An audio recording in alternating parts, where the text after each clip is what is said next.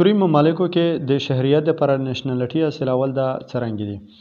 ګوره یورپي ممالک دي یا داسې دې نه علاوه داسې ملکونه دي چې هغه د کفارو ملکونه دي او یو مسلمان هغه ملک له لاړ شي دغه لپاره چې زه پیسې وګټم هلته کې هغه له نېشنلټي که میلاویږي په دا بنیاد باندې چې وایي چې مثلا ته دلته کې اوسېږه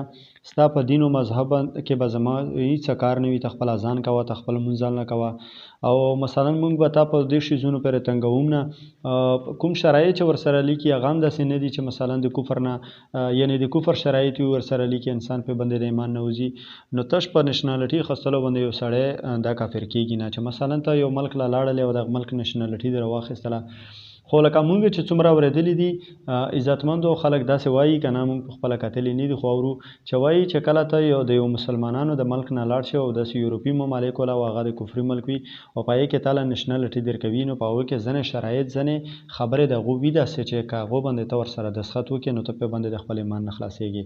نو هغه بیا حالاتو ته کتل پکار دي که مثلا د قدیانیت هوا پکې وي که مثلا هغه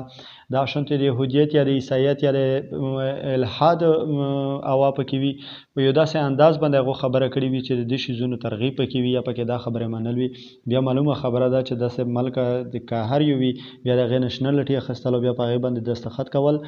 دا خلفنامه اخیستل او داخلول دا بیا د کفر خبره ده او که مثلا داسې خبرې پکې نه وي یو سړی یو ملک له ځي هلته مزدوري کوي هلته ویسېږي نېشنلټي راخلي او کوم شرایط د هغو سره لیکي په هغې کې د اسلام د مسلمان د خبرو توهین پکې نه وي نو بیا یې راخیستلی شي مثلا ته ووایې چې یاره زمونږ د ملک کې مزدوري کمه وه یا مثلا مونږ مزدوري نه کوله مونږ دلته راغلو مزدورۍ له مونږ له دلته نېشنلټي راخلو بس هېڅ خبره نه ده خو چې ته مثلا دلته په مسلمانانو پسې خبرې کوې چې یاره دلته کې شر او فساد و قسمه خبرې چې د هغې د وجې نه مسلمان خامخا بدنېږي نو دا خبرې بیا د خطرې دي دې نه ځان ساتل پکار دي